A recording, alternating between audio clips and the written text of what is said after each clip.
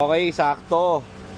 Pauwi na kami. Inabutan pa kami na itong dalawa. So, tumakbo kasi ng unit yan. So, ano oras yung gamit to? Malis dito? Tanghali po. Tanghali. Walang patayan yung engine? Wala. Okay. Ma'am, ito yung unit yung AAP. Tapos na to Kaso, na-delay kami rito kila ma'am kasi meron kaming hindi ma-figure out na fault. Bumabagsak yung temp niya. So pinapalitan dito pati yung harness niya, pati yung buong computer box niya, palit yan. Tranny niya and everything balit. Ayaw lang namin i-release kasi bumabagsak yung volts. Masaya lang kami sa ganyan. So hindi po pwede at malayo ang kanilang biyahe. So kahit na ma-delay sila, okay lang. Gusto nila money back guaranteed pero hindi natin re-release ng ganun yung kotse nila. So ngayon natapos na Tsaka si Sir Ed.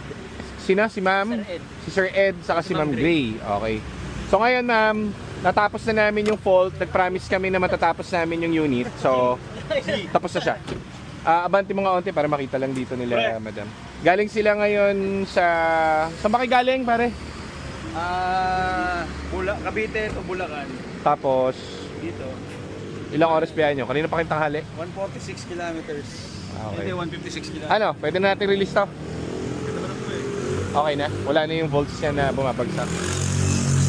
Okay. Ito na yung unit niya ma'am, pwede na to. Isang araw pa ulit tayo siguro.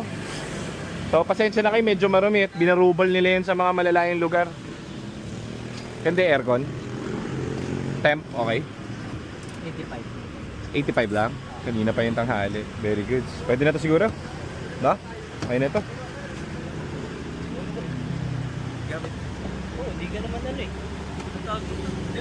So, ayan guys, release na natin. Ma'am, ito na yung units. Isang araw pa ulit. Pag tomorrow, okay na. Wala nang problem. Release na natin itong unit nyo.